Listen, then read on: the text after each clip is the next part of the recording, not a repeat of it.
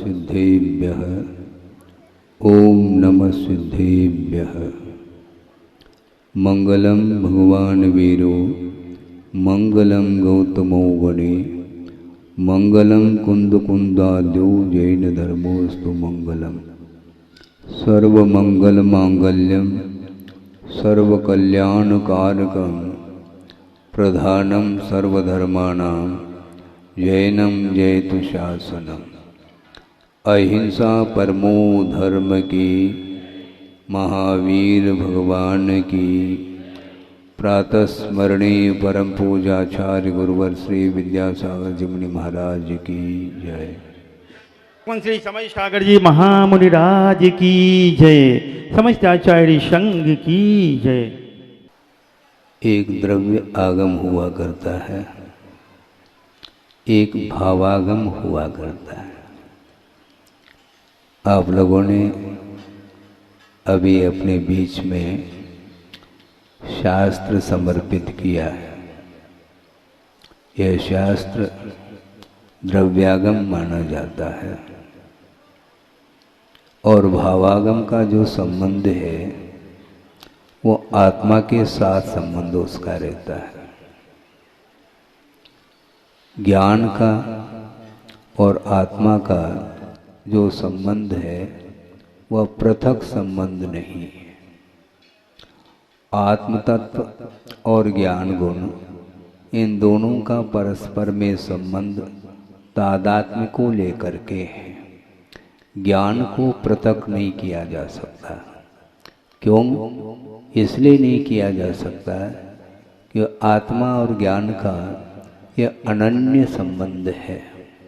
एक द्रव्यगत जो संबंध होता है उसका नाम तादात्म्य बोला है। ज्ञान को डाला नहीं जाता। ज्ञान भर दो इस प्रकार भक्तिवशात आप कुछ कह सकते हैं, वह अलग वस्तु, किंतु आपके अंदर ज्ञान को भरा नहीं जाता। किंतु जो ज्ञान है किंतु वह आवरणित है, उस आवरण को हटाने का पुरुषार्थ किया जाता है। और ये जो द्रव्यागम है, शास्त्र है, वो आपको आवरण को हटाने के लिए एक माध्यम है, किंतु हटाना चाहें तब की बात है। वर्तमान में साक्षात प्रभु का दर्शन नहीं है, किंतु जिनबिंब के माध्यम से भी हम आस्था को जागृत करते हैं। जिनबिंब मौन है। आपके साथ कभी वो वार्ता करती हैं क्या जिनबिंब? आप जाते हैं, दर्शन करते हैं, पूजन अर्चन करते हैं, स्तुति करते हैं, अभिषेक आदि करते हैं, उस समय आपसे कोई वार्ता उनकी होती है? नहीं होती। वो मौन है, स्थापित जिनबिंब है। इसलिए इसी प्रकार जो द्रव्य आगम है वह भी मौन है। आपने ग्रंथ खोल दिया, स्वाध्याय करना प्रारंभ आपने कर दी, और जो आप पंक्ति पढ़ रहे हैं उस पंक्ति का अर्थ सही क्या है और विपरीत अर्थ क्या है, इसको आपको समझना है। जिनवाणी बोलती नहीं, वो भी मौन है। अर्थ आपको निकालना है, दिमाग से निकालना है, और दिमाग यदि ठिकाने पर है तो सही सही अर्थ निकाला जा सकता है, नहीं है तो विपरीतता तो है ही। तो भगवान वर्तमान में नहीं और है तो जिनबिंब के रूप में है, वो मौन है। आपके अंदर क्या विचार चल रहे हैं उसका ज्ञाता और दृष्टा आप स्वयं हैं। दूसरा, आपके भीतर जो विचार उत्पन्न हो रहे हैं वो मेरे बुद्धि का विषय नहीं बन सकता। आप बैठे हैं, ध्यान से सुन रहे हैं, किंतु आपके अंदर जो वेव्स हैं, तरंग हैं विचारों के, वो मेरे बुद्धि के विषय नहीं बन सकते। तो इसलिए ज्ञान का आत्मा के साथ जो संबंध है वह संबंध हुआ नहीं, अनादिकालीन वह संबंध नेचुरल रूप से है, स्वाभाविक रूप से आत्म तत्व के साथ उसका संबंध है। किंतु सही सही बोध जो नहीं हो रहा है उसमें और किसी का दोष नहीं, किंतु अज्ञान दशा में जो कर्म का अर्जन किया है उस कर्म के माध्यम से ही वह ज्ञान गुण आवरणित हो चुका है। उस आवरण को हटाने की बात है। आप हटाना चाहो तो हम उपदेश दे सकते हैं, नहीं हटाना चाहो तो ये उपदेश किसी भी काम का नहीं है, पक्की बात है। तो इसीलिए यह तादात्म्य संबंध को लेकर के ज्ञान आत्मा के साथ है, अपना अस्तित्व पा रहा है, किंतु आवरण को कौन हटाए? जिस प्रकार आप वस्त्र पहने हैं, वस्त्र चेंज करना है तो कर लेते हैं, इस प्रकार उस आवरण को हटाया जा सकता है क्या? हाथ से नहीं हटाया जा सकता, क्योंकि कर्मों का संबंध हो चुका है, एक क्षेत्रावगाढ़ संबंध हुआ है। आत्म प्रदेश कितने हैं? असंख्यात आत्मा के प्रदेश हुआ करते हैं। प्रदेश का अर्थ क्या महाराज, ये भी समझा दो। साथ साथ समझा देते हैं ताकि आप लोगों को धीरे धीरे आगम में क्या विषय आया है वह भली भांति ज्ञात हो सके। प्रदेश का अर्थ है एक अविभागी पुद्गल परमाणु, एक अविभागी अर्थात जिसका विभाग न किया जा सके, ऐसा जो अविभागी पुद्गल परमाणु आकाश के जितने क्षेत्र में रहे उस क्षेत्र का नाम एक प्रदेश का है। तो इस प्रकार आत्मा के पास कितने प्रदेश हैं? अर्थात वह आत्म तत्व अथवा जीव आकाश के असंख्यात प्रदेश को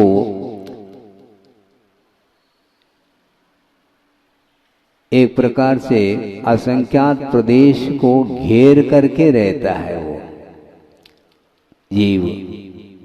इसलिए उस जीव के पास कितने प्रदेश हैं? असंख्यात प्रदेशी जीव, ऐसा कहा।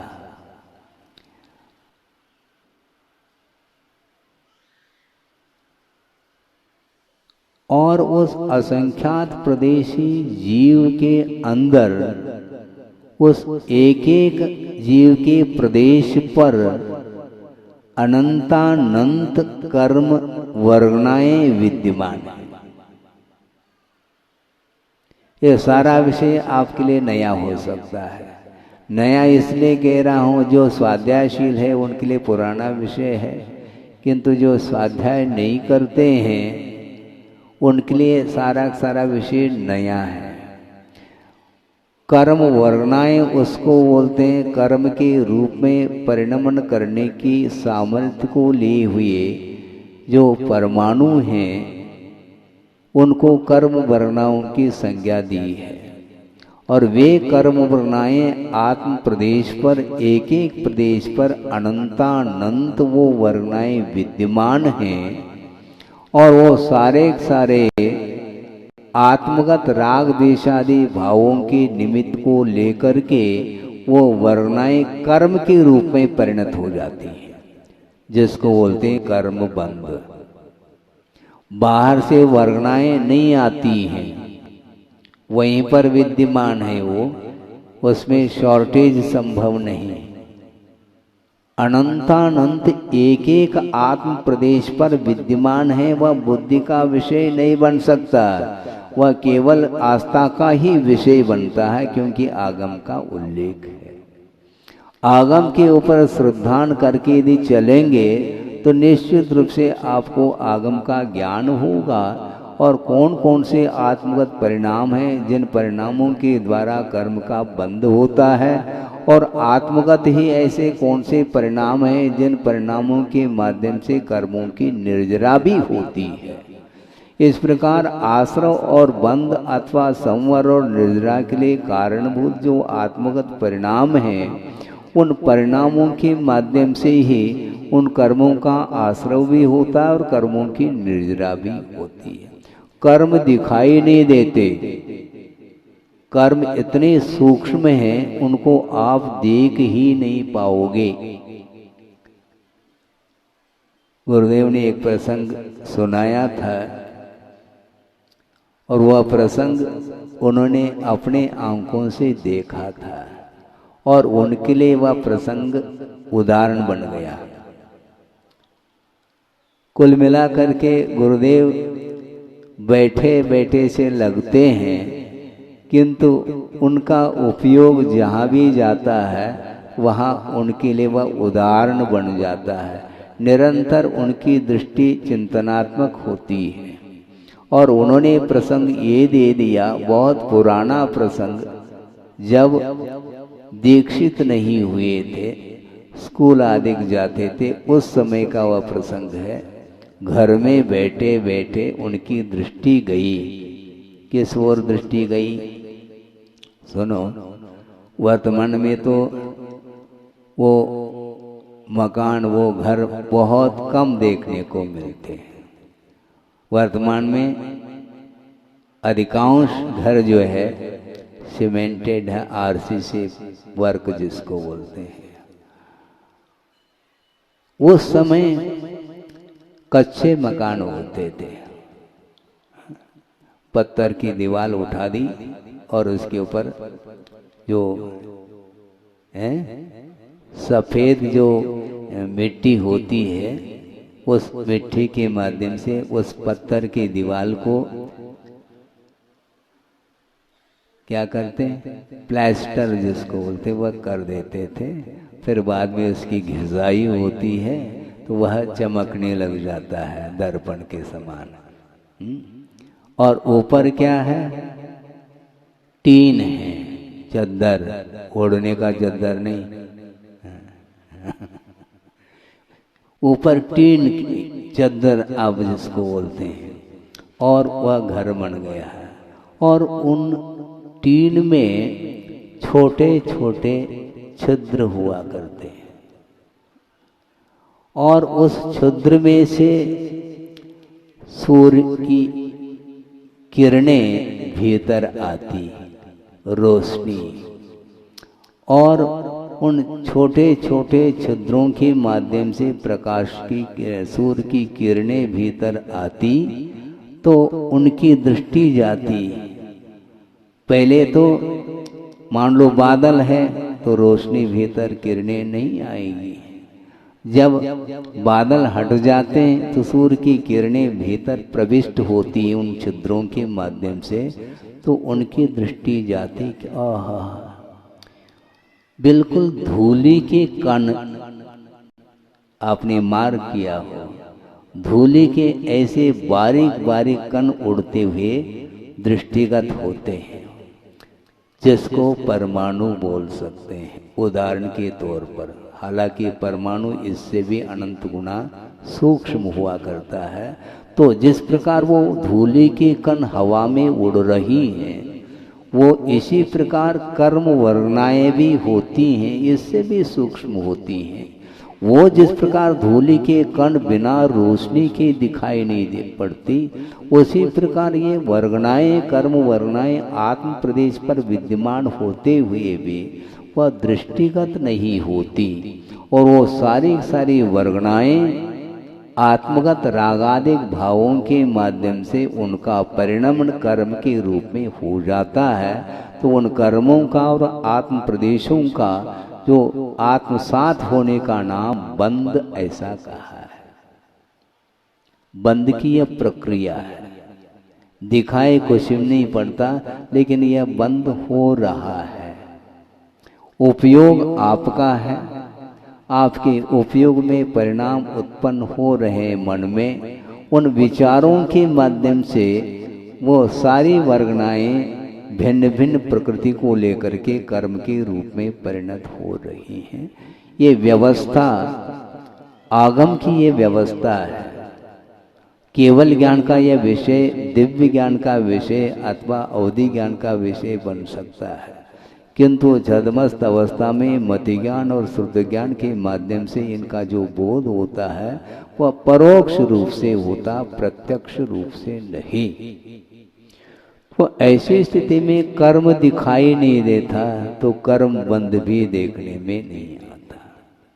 कर्म का उदय आता है तो भी कर्म का उदय देखने में नहीं आता, किंतु कर्म का अस्तित्व है क्या नहीं है इसका परिज्ञान जो होगा वह अनुमान के माध्यम से होता है। क्या कहा? कर्म का जो अस्तित्व है वह अनुमान के माध्यम से पकड़ में आता है। साधना साध विज्ञानम अनुमानम, ऐसे एक पंक्ति एक सूत्र आता है न्याय ग्रंथ में कि साधन के माध्यम से साध्य का अनुमान किया जाता है। साधनात् साध्य विज्ञानम, साधन के माध्यम से साध्य का जो परिज्ञान होता है उसका नाम अनुमान है। महाराज उदाहरण दे दो, उसके बिना हमें समझ में नहीं आता। ठीक है, उदाहरण दे देते हैं, लेकिन ये ध्यान दो को केवल उदाहरण को तो ध्यान में रख लिया और विषय गोल हो गया। ऐसा नहीं, ये किसके लिए उदाहरण दिया जा रहा है? कर्म के अस्तित्व को जानने के लिए ये उदाहरण दिया जा रहा है। सामने पर्वत है और पर्वत के ऊपर धूम्र देखने में आ रहा है, धुआं जिसको बोलते हैं। अग्नि देखने में नहीं आ रही है, किंतु धूम्र प्रत्यक्ष देखने में आ रहा है और उस धूम्र के माध्यम से अग्नि का बोध अपने आप होता है, क्योंकि अग्नि के अभाव में धूम्र का दर्शन संभव नहीं है। धूम्र के अभाव में अग्नि का दर्शन हो सकता है, निर्धूम अग्नि, किंतु अग्नि के अभाव में धूम्र का दर्शन कभी भी नहीं हो सकता। तो दूर से आपने उस धूम्र का दर्शन किया तो निश्चित रूप से अनुमान होता है कि वहां पर अग्नि है। अस्मिन पर्वते वह्नि, ऐसा कहा, इस पर्वत पर अग्नि है। क्यों? धूम्रवत्वात्, वह पर्वत धूम्रमान हुआ है इसलिए। तो इसी प्रकार कर्म का अस्तित्व पकड़ना है तो कर्म के फल को देख करके कर्म का अनुमान किया जाता है। कर्म का अस्तित्व है क्या नहीं इसको जानना चाहो तो फल के माध्यम से कर्म का अस्तित्व जानने में आता है। जैसे आप सड़क से जा रहे हैं, क्योंकि कर्म का जो फल मिलता है वह द्रव्य क्षेत्रादि के निमित्त को लेकर के ही फल मिलता है। बिना निमित्त के, बिना किसी संयोग के वह कर्म अपना फल दे नहीं सकता। कर्म का ही फल है, उसमें निमित्त आवश्यक है। आप सड़क से जा रहे हैं और ठोकर लग गया, एक नुकीला गड़ा हुआ पत्थर था, उससे आप टकरा गए, ओबटा लग गया तो आप गिर गए। तो वो किसका फल है? कर्म का फल है, किंतु उस पत्थर के निमित्त से कर्म अपना फल देकर के चला गया। कर्म देखने में नहीं आ रहा, किंतु फल तो देखने में आएगा नहीं? बिल्कुल निश्चित रूप से देखने में आ रहा है। आप हर्ष का अनुभव कर रहे हैं, इसमें भी कर्म का फल है। आप शोक का अनुभव कर रहे हैं, इसमें भी कर्म का फल है। आप राग का अनुभव कर रहे हैं, इसमें भी कर्म का फल है। आप द्वेष का अनुभव कर रहे हैं, इसमें भी कर्म का फल है। आपके अंदर ईर्ष्या जागृत हो रही, यह भी कर्म का फल है। आप संक्लेश का अनुभव कर रहे हैं, इसमें भी कर्म का फल है। आप विशुद्धि का अनुभव कर रहे हैं, इसमें भी कर्म का फल है। ये सारा सारा जो फल मिल रहा है वह बिना कर्म के सद्भाव के संभव नहीं है। इसलिए गुरुदेव का बार बार ये कहना है, यदि कर्म से बचना चाहो तो नो कर्म से बचो। नो कर्म का अर्थ क्या? कर्म के फल देने में जो सहयोग प्रदान करता है उसका नाम नो कर्म है। प्रत्येक कर्म के फल देने में नो कर्म आवश्यक है। आप बैठे हैं, बैठे बैठे नींद आ रही है, वह कर्म का फल है, ये ध्यान रखो। हाँ महाराज, फिर निद्रा से कैसे बचे हैं? निद्रा से कैसे बचे? निद्रा कर्म की उदीर्णा हो रही है, नींद आ रही है, अच्छी बात है? जिस कमरे में गए हैं नींद बहुत, आप अपने आप को संभाल नहीं पा रहे हैं, कब लेट जाए, बैठे बैठे लुढ़क रहे हैं आप, इतनी तीव्र निद्रा घिरी हुई है। किंतु वहां पर एक मोटा ताजा लंबा, समझ में आ गया, काला काला नाग बैठा है, वहां पर सर्प है अथवा अजगर है, तो नींद गायब है। क्यों? क्योंकि ठीक विपरीत नो कर्म की उपस्थिति हुई है, उसका समागम हुआ है। नींद से कैसे बचे? अब बचने की आवश्यकता नहीं, अपने आप ही नींद उड़ गई, निद्रा भंग। क्यों? भय कर्म की उदीर्णा हुई। तो भिन्न भिन्न कर्मों के फलदान में निमित्त भिन्न भिन्न प्रकार के उपस्थित होते हैं। इसलिए गुरुदेव का ये कहना है, कर्म फल से बचना चाहो तो नो कर्म से हमेशा बचना चाहिए। लेकिन बच नहीं पाता, जहां बचना है वहां बच जाता है। जैसे सर्प से बच गया, कांटे से बच गए, अग्नि से बच गए, धूप से बच गए, लेकिन जब बचना है तब धूप से बचते हैं। बहुत होशियार हैं आप। पूस के महीने में धूप से बचते नहीं, बल्कि प्रतीक्षा करते हैं कि एक आध किरण भी मिल जाए हमारे लिए। वह धूप अमृत का काम करता है।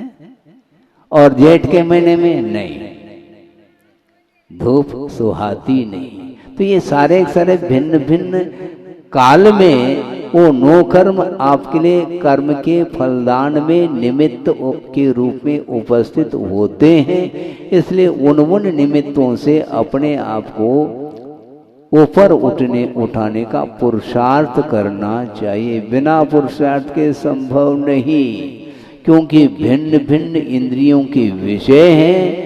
उन विषयों के निमित्त को लेकर के कर्म की उदीर्णा होती है, और अकाल में भी वह कर्म अपना फल दे करके चला जाता है।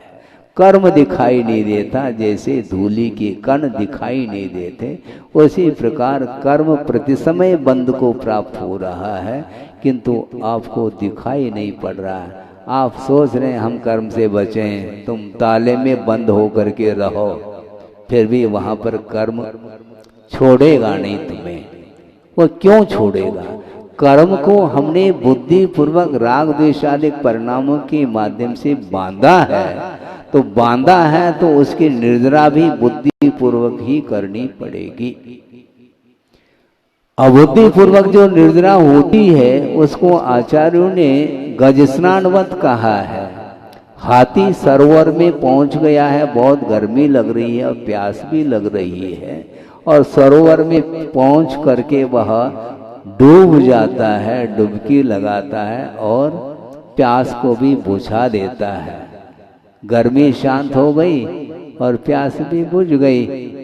अब प्यास बुझने के बाद जब सरोवर के बाहर आता है, उसका शरीर बहुत साफ सुथरा हो गया था, जो धूल धूसरित था, किंतु डुबकी लगाने के बाद उसका बदन बिल्कुल स्वच्छ हुआ है। किंतु सरोवर के बाहर आकर के अपने ही सूंड के द्वारा धूलि को अपने बदन पर उछाल लेता है।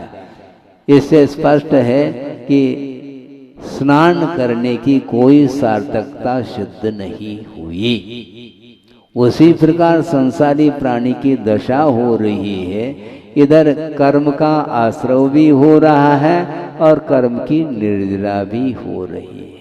क्योंकि कुछ समय के लिए कर्म का संबंध हुआ था और स्थिति पूरी हो गई मान लो, तो वह कर्म निर्जरित होगा, किंतु वह निर्जरा मोक्ष मार्ग में सहायक सिद्ध नहीं होती, क्योंकि वह आश्रव पूर्वक निर्जरा है। इसलिए आश्रव पूर्वक निर्जरा मोक्ष मार्ग में सार्थक सिद्ध नहीं होती, किंतु संवर पूर्वक जो निर्जरा होती है वो मोक्ष मार्ग में सहायक बनती है। वह निर्जरा संवर का अर्थ होता है आश्रव को रोकना।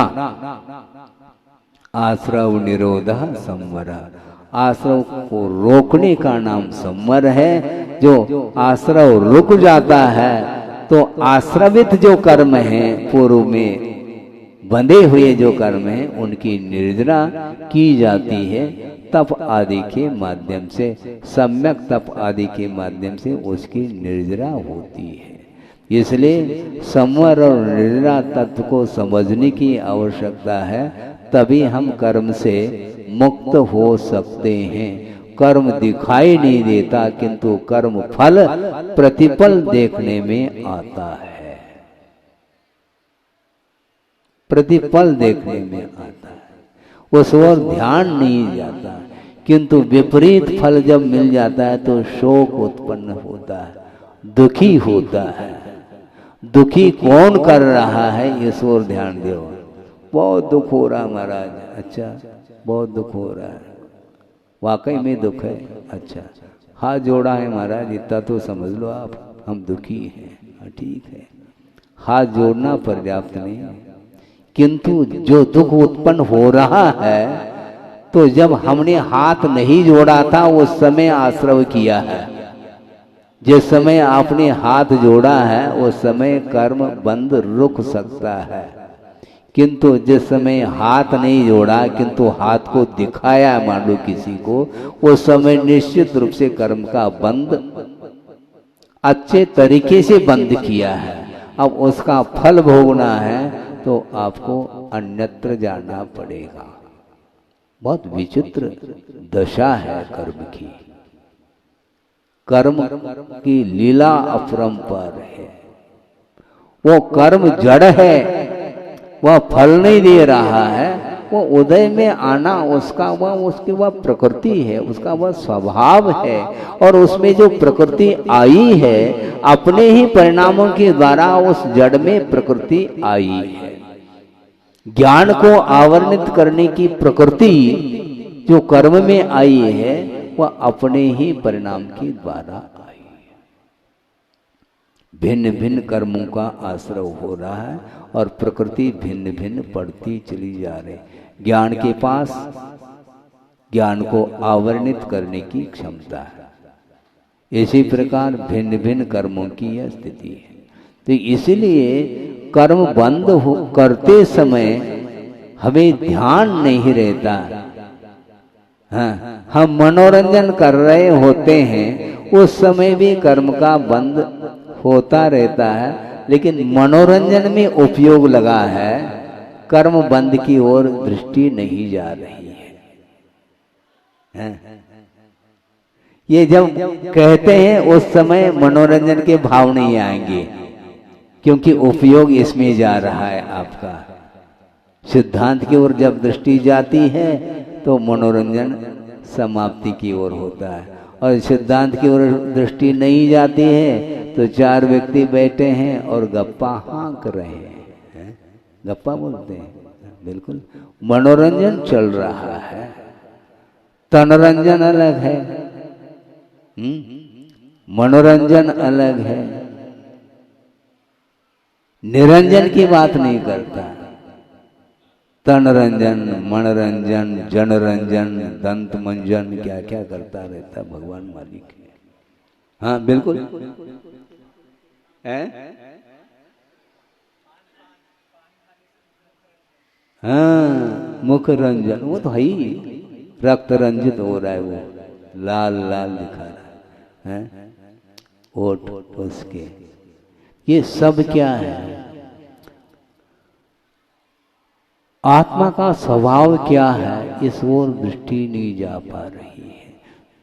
जो जितना अच्छे ढंग से अपने कला का प्रदर्शन करता है वह उतना होशियार माना जाता है वर्तमान में, किंतु वह जन को रंजित कर रहा है, जन रंजन में उसका उपयोग लगा हुआ है। किंतु आचार्य कहते हैं जन रंजन को छोड़ो कि आत्मा का स्वभाव क्या है, वह निरंजन अर्थात अंजन से रहित है, कर्म से अतीत शुद्ध परमात्मा तत्व है।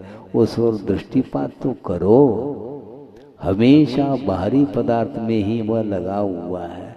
आत्म तत्व कहता है, किंतु मोक्ष तत्व की ओर उसकी दृष्टि नहीं जा पाती। मोक्ष पथ पर चलते हुए भी मोक्ष की ओर दृष्टि होना आवश्यक है। पथ पर तो हम चल रहे हैं, किंतु पथ पर कदम पड़ रहे हैं क्या अन्यत्र पड़ रहे हैं, इसका भी हमें ध्यान रखना होगा। हमेशा अलर्ट रहता है वह साधक, वही साधक माना जाता है। उसको कुछ भी नहीं रुचता, संसार में कुछ भी नहीं रुचता, तो कभी भी उसको सांसारिक वस्तुओं को लेकर के आह्लाद का अनुभव नहीं होता। और जो पंचेंद्रिय के विषयों को लेकर के वह आनंदित होता है, तो उस समय आत्म तत्व ओझल होता है उसकी दृष्टि से। पक्की बात है। रौद्र ध्यान को समझना खेल नहीं है। हाँ। क्योंकि 5 इंद्रियों के विषय हैं, उनसे यदि हमारा उपयोग आकर्षित हो रहा है, उन विषयों को लेकर के आह्लाद का अनुभव कर रहा है, इसी का नाम रौद्र ध्यान माना है। रौद्र ध्यान का अर्थ बहुत क्रूरता की आवश्यकता, कोई आवश्यकता नहीं। ये कैसी बात महाराज, केवल आपने किसी को क्रोध आ गया मान लो, मुखाकृति देख लो आईने में कैसा चेहरा दिखता है। लेकिन इससे भी भयानक है कषाय, लोभ कषाय। और लोभ कषाय की तीव्रता में वह विषयों में डूब रहा है, विषयों के साथ अपना संबंध स्थापित करता है और आनंद का आह्लाद का अनुभव कर रहा है। वंस मोर कह रहा है भीतर ही भीतर। उस समय वह धर्म ध्यान कर नहीं सकता। ये आगम वाक्य है, ये सिद्धांत है। रौद्र ध्यान और आर्द्र ध्यान से बचना खेल नहीं है। कई बार शिविर में बैठ जाओ, निषेध नहीं कर रहा हूं, न कोई आलोचना है, कोई क्रिटिसाइज नहीं कर रहा हूं, किंतु यथार्थ बात क्या है इसको भी हमें समझना है कि वस्तुतः आर्द्र ध्यान के रौद्र ध्यान के जो परिणाम होते हैं उनके लिए सामग्री क्या है। धर्म ध्यान की सामग्री भिन्न है और आर्द्र ध्यान रौद्र ध्यान की सामग्री इससे बिल्कुल विपरीत है। पंचेंद्रिय के विषय जितने भी होते हैं वे ही आर्द्र ध्यान और रौद्र ध्यान के लिए कारण पड़ते हैं, कारण सिद्ध होते हैं। इसलिए धर्म ध्यान की सामग्री क्या है महाराज, और क्या, देव शास्त्र गुरु अथवा पंच परमेष्टि की आराधना करने से धर्म ध्यान होता है। लेकिन इसमें मन बहुत कम लगता है। शायद इसमें आनंद का अनुभव भी मात्रा के परसेंटेज में कम आता होगा, किंतु विषय सामने आते ही कब धर्म ध्यान समाप्त होता है खुद को भी ज्ञात नहीं हो पाता। इतना प्रभाव रहता है उन पदार्थों का, विषयों का। इसलिए वह साधक वह प्रौढ़ साधक माना जाता है। सामने विषय दृष्टिगत होते हुए भी ग्रहण करने का भाव उसके अंदर मन में भी नहीं आता। क्यों? क्योंकि वह विषयों का स्वरूप क्या है ज्ञात हो चुका है। क्योंकि यह संसार के लिए कारण है, मुक्ति के लिए कारण नहीं है।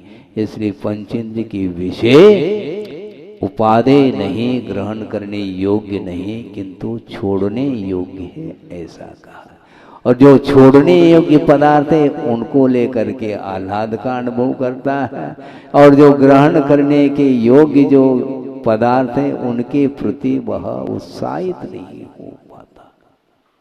ऐसा क्यों होता है महाराज? क्यों मत पूछो, क्योंकि अनंतकालीन यह संस्कार है, मोहजन्य संस्कार, उनको समाप्त करने के लिए अपने लिए कौन से साधन है? तो केवल पंच परमेष्टि ही एकमात्र साधन है भव समुद्र से पार कराने के लिए। भव समुद्र से आप पार होना चाहते हो तो निश्चित रूप से आपके हृदय में पंच परमेष्टि विराजमान होना चाहिए। पंच परमेष्टि का दर्शन हो सके अथवा न हो सके अलग वस्तु, किंतु बुद्धि के माध्यम से, स्मरण के माध्यम से अपने हृदय में उनको विराजमान कर सकते हैं और निरंतर उनकी आराधना की जा सकती है। साक्षात यदि दर्शन हो जाए तो अच्छी बात है, पुण्य का उदय है। मान लो नहीं भी है तो भी जिस प्रकार प्रत्यक्ष दर्शन करने से जो आनंद का अनुभव, जो वैराग्य का भाव उमड़ आता, उसी प्रकार परोक्ष में भी देव गुरु शास्त्र सामने विद्यमान नहीं है, फिर भी अपना उपयोग उसमें लगा सकता है। इसलिए गुरुदेव ने एक बार कहा था, समय आपका हो रहा है, 9:30 बज गया है, बजने को है, तो बजेगा वो है। सुनते समय उपयोग लग जाता है, भाव विभोर हो जाते हैं, इसलिए समय का पता नहीं चलता है। तो गुरुदेव ने ये कहा था, ग्रंथ खोल करके स्वाध्याय करने की आवश्यकता नहीं। बंद करने के लिए नहीं कह रहे हैं, उनका आशय पकड़ो। उन्होंने ये कहा कि मात्र ग्रंथ खोल करके पढ़ने का नाम स्वाध्याय नहीं, किंतु खुली किताब है। 3 लोक के बारे में सोचो। जगत काय स्वभाव व सम्यक वैराग्यार्थम। सम्यक अर्थात संसार से भीति उत्पन्न होती है जगत के चिंतन करने से, क्योंकि इस लोक में अनंतानंत जीव हैं जो कि अपने अपने कर्म के फलस्वरूप विभिन्न प्रकार के पर्यायों को प्राप्त करके दुख का अनुभव कर रहे हैं। इस प्रकार कौन बता रहा है? आगमी तो बता रहा है। आगम में केवल पढ़ने को मिल रहा है, किंतु साक्षात इस लोक का अवलोकन करते हैं तो निरंतर वह दृश्य सामने दिखाई पड़ता है कि महाराज मनुष्य गति में आपने नारकी दृश्य भी देखा है क्या? नारकी दृश्य तो नहीं देखा महाराज। हाँ, क्यों नहीं देखा है? क्यों नहीं देखा? होनहार नारकी। हाँ, क्या होनहार उम्मीदवार, क्यों नहीं? जो व्यक्ति निरंतर धर्म को भूल करके विषयों में ही डूब रहा है तो वह होनहार क्या उसका होगा? मुझे बताओ। क्योंकि आगम ये कह रहा है कि बहुत आरंभ और बहुत परिग्रह के माध्यम से नरक आयु का बंध होता है। नारकी नहीं करता नरक आयु का बंध। नरक आयु का बंद करने वाला कौन स्वामी है? मनुष्य अथवा तिर्यंच है। देव मर करके नारकी नहीं बन सकता, नारकी बन करके उसी भव से नारकी नहीं हो सकता। किंतु जो मनुष्य और तिर्यंच हैं वे इतने अत्यासक्ति के कारण, विषयों के प्रति जो अति आसक्ति है, लालसा है, तृष्णा है, उसके माध्यम से वह नरकाय का बंद करता है। इसलिए उम्मीदवार नारकिक तो यही देखने में आता है।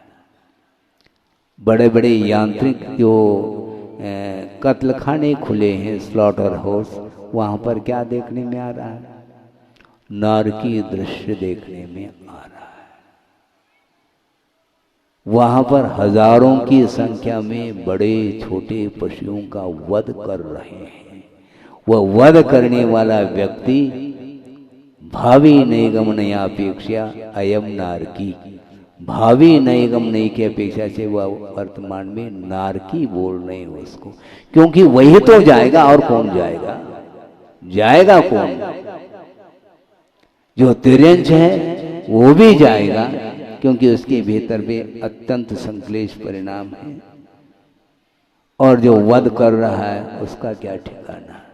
तो इसलिए नारकी दृश्य भी यहीं पर देखने को मिलता है, और यहीं पर स्वर्गीय दृश्य भी देखने को मिलता है, क्योंकि उपलब्ध वैभव के प्रति उपेक्षा भाव रख के, त्याग के भाव के साथ जो साधना कर रहा है साधक है, चाहे वह अनुव्रती हो चाहे वह महाव्रती हो, छोटे छोटे नियम उपनियम लेने वाला व्यक्ति आस्था के साथ यदि धर्म की आराधना कर रहा है तो उसकी वह आराधना यहाँ पर स्वर्गीय दृश्य के रूप में देख सकते हैं। नियम रूप से वह स्वर्ग जाएगा। क्यों? मोक्ष नहीं जाएगा क्या हमारा? मोक्ष जा सकता है। क्यों? इसलिए कि वर्तमान में मोक्ष की योग्य तप नहीं कर पा रहा है, इसलिए शुभोपयोगात्मक जो चर्या है, चारित्र है, उसके माध्यम से सग्ग सुहम लहरी स्वर्गीय सुख को प्राप्त करता है, ऐसा कुंद कुंद देव कह रहे हैं। और चतुर्थ आदि काल में वह यदि रत्नत्रय की आराधना करता है तो मोक्ष के योग्य ध्यान करके शुक्ल ध्यान के माध्यम से साक्षात निर्वाण का लाभ उठाता है। इस प्रकार यह साधना का प्रतिफल है, और राग का जो प्रतिफल है वह दुर्गति मानी जाती है। दुर्गति से बचना चाहो तो राग से बचो। राग से बचना बहुत कठिन है महाराज, कठिन तो है। हाँ, पेपर बहुत कठिन होता है, सरल नहीं होता पेपर। और आप प्रश्न पेपर आप स्वयं नहीं निकाल पाओगे। बोर्ड की परीक्षा, ऊपर से प्रश्न पेपर आएंगे और आप लिखेंगे, और आंसर पेपर को आप नहीं जांच पाओगे, ना क्लास टीचर, वो भी बाहर जाते हैं जांचने के लिए, क्योंकि संसारी प्राणी स्वयं जांचना चाहता है और एक नंबर भी मिलने की उम्मीद नहीं है, और वो पूरा नंबर लेता है और अपने हाथ से शाबाश शाबाश करता है वो ये हालत है उसकी। इसलिए आचार्य कहते हैं कि वस्तुतः ये बहुत कठिन कार्य है। राग से बचना खेल नहीं है बंधुओं। द्वेष से फिर भी बचा जा सकता है, राग से बचना। इसलिए एक प्रासंगिक हाइकू आपके सामने रख रहा हूं जो गुरुदेव ने दिया है। द्वेष से, सुन रहे हैं आप, द्वेष से राग विषैला होता। क्या कहा? द्वेष से राग विषैला होता, जैसे शूल से फूल। शूल अर्थात कांटा, उस कांटे से भी फूल भयानक है, क्योंकि कांटे से तो हर व्यक्ति बच रहा है, किंतु फूल से कोई नहीं बच पाता। इसी का नाम राग है। फूल के प्रति प्रत्येक व्यक्ति का राग है, किंतु कांटे के प्रति राग नहीं है। तो उसी प्रकार पंचेंद्र की विषयों के प्रति राग हमेशा बना हुआ है। विषयों के प्रति यदि द्वेष हो जाए फिर कहना क्या है? कौन से विषय? मनोज्ञ, ये ध्यान रखो। हाँ, अमनोज्ञ विषय के प्रति तो द्वेष हो रहा है, वो भी कर्म मंद के लिए कारण है, किंतु मनोज्ञ विषयों के प्रति जो राग हो जाता वह भी उतना ही अभिशाप शुद्ध होता है। इसलिए राग और द्वेष से बचने के लिए मनोज्ञ और अमनोज्ञ पदार्थों की उपस्थिति में भी हर्ष विषाद नहीं करते हुए मात्र उन पदार्थों के स्वरूप को जानने का पुरुषार्थ करता है, वह निश्चित रूप से कर्म बंध से बचा हुआ है।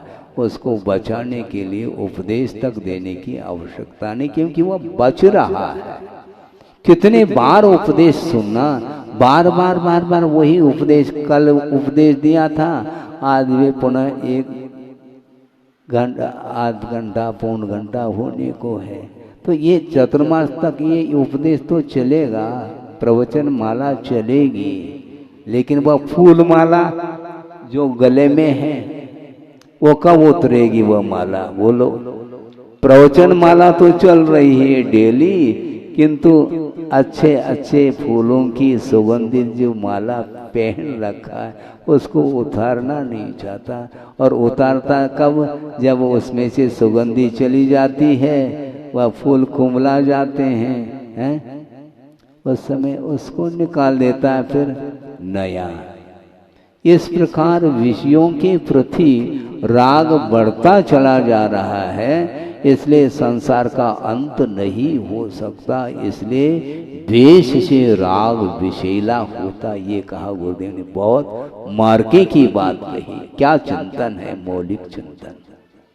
फूल से कोई बचना नहीं चाहता।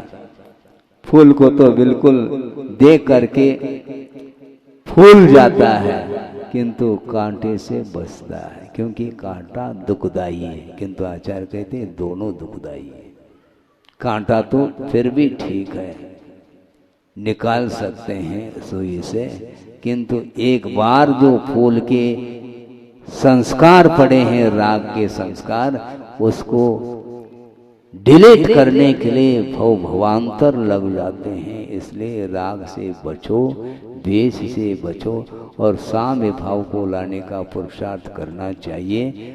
आप यदि श्रवण न बन सको कोई बाधा नहीं, किंतु श्रवण की उपासना तो कर सकते हैं। श्रवण की उपासना तो कर सकते हैं। श्रवण की उपासना हृदय से जो करेगा, निश्चित रूप से उसको श्रवण बनने का अवसर मिलेगा। हाँ। इसलिए ज्यादा समय नहीं लेता, इतना पर्याप्त है। कर्म बंध से बचने के लिए कर्म बंध कितना सूक्ष्म है और उसका संबंध किस प्रकार है, कब से है, इसको आगम के माध्यम से आप जानने का पुरुषार्थ करेंगे। और मात्र जानना ही नहीं, जान करके उसको अपने जीवन में उतारने का, प्रयोग करने का प्रयास करेंगे, तो निश्चित रूप से कर्म बंधन से हम मुक्त हो सकते हैं। मुक्त हों इस पवित्र भावना के साथ। अहिंसा परमो धर्म की।